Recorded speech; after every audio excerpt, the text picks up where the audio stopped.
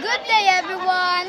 We are the Grade 8 Platinum students and today we invite you to join us in protecting one of Earth's greatest treasures, our oceans. But before we begin, let us introduce ourselves. I am Julian, the editor. I am Audrey, the leader and narrator. I am Veronica. I am Melanie. And I'm Jude.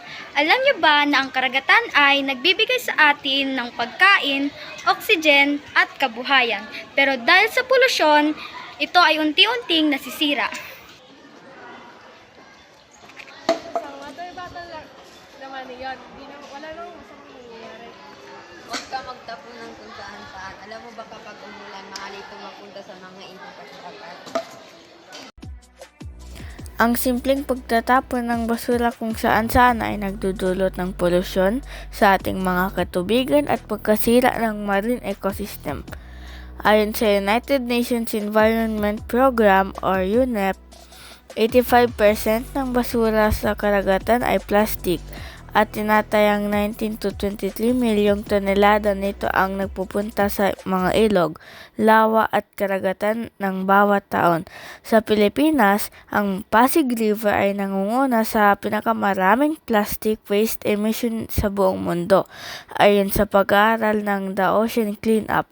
Upang mas maunawaan ang suliraning ito, panoorin natin ang video ni Kuya Kim tungkol sa epekto ng basura at kung bakit mahalagang kumilos ngayon upang mapangalagaan ng ating kalikasan. 1 million plastic bags ang ginagamit natin kada minuto. 2 2.7 million tons ng plastic waste ang galing sa Pilipinas taon-taon. Katumbas ito ng higit 6 million kilograms ng basura araw-araw. 3 third largest plastic waste producer ang Pilipinas sa buong mundo. Kasunod ang China at Indonesia. 4 plastic bottles kasama ng 115 plastic cups at 25 plastic bags ang nakita sa loob ng bituka ng patay na sperm whale na natagpuan sa Indonesia. 5% lang ng mga plastic ang nare-recycle natin. Dahil yan sa hindi wastong pagtapon o paghiwalay ng mga nabubulok at di nabubulok na basura at pagtatambak lang nito kung saan-saan.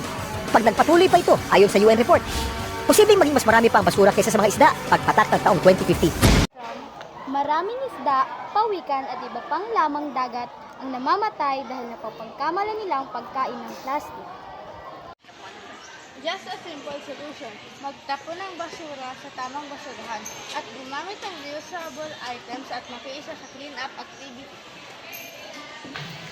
Protect our ocean. Bawas plastic, tamang pagtapon ng basura at sama-sama nating pamalagaan ang ating karagatan. Protect our ocean. Protect marine life. Be part of the solution. Save our oceans. Ang pagbabago ay nagsisimula sa atin. Maliit man ang ating ginagawa, malaki ang magiging epekto kapag nagtutulungan tayo.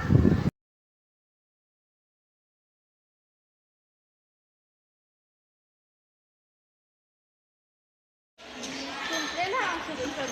Pagtapon ng basura sa tamang basurahan at gumamit ng reusable items at makiisa sa